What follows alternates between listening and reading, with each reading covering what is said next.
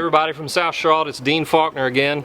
We've taken a look at Building A at Southern Evangelical Seminary at the corner of Lancaster Highway and Province Row West. That is our short-term destination, but as I mentioned in an earlier video, we have a long-term destination that we hope will happen in the next 3 to 6 months. And I want to show you what that destination is here on the campus in a second building we'll call Building B. How creative, huh? So let's go into Building B together.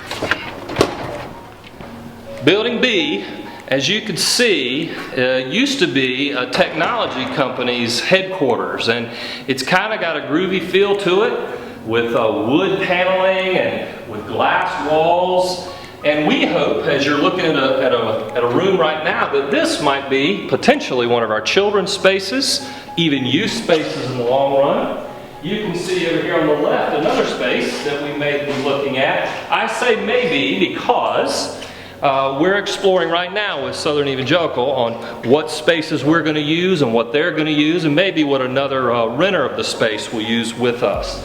So come on with me. You can see the groovy offices here, the high ceilings. Here are the restrooms here in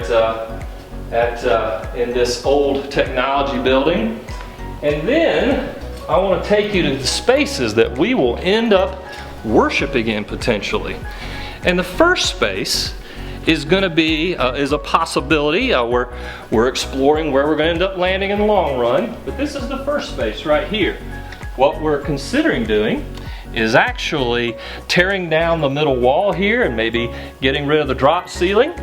And in the process, make this a larger space where we could probably fit 200 to 300 people as a worship space. This is one thing we are considering using right now. Significant possibility, but I want to show you another possibility as well. Look over here. All of this space is right now the library of Southern Evangelical. They are considering plans of moving all of these books into the room that I just showed you, and that we, as a church, would probably meet in a large portion of this, using it as our worship space. That's, if you will, option B. Again, lots of options here in this big space that we can use.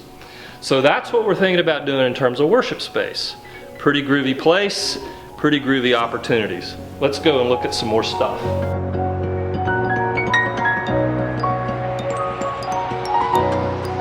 It has a kitchen, and it even has a back porch over here. You can see where kids can hang out. Even a little space out back for kids.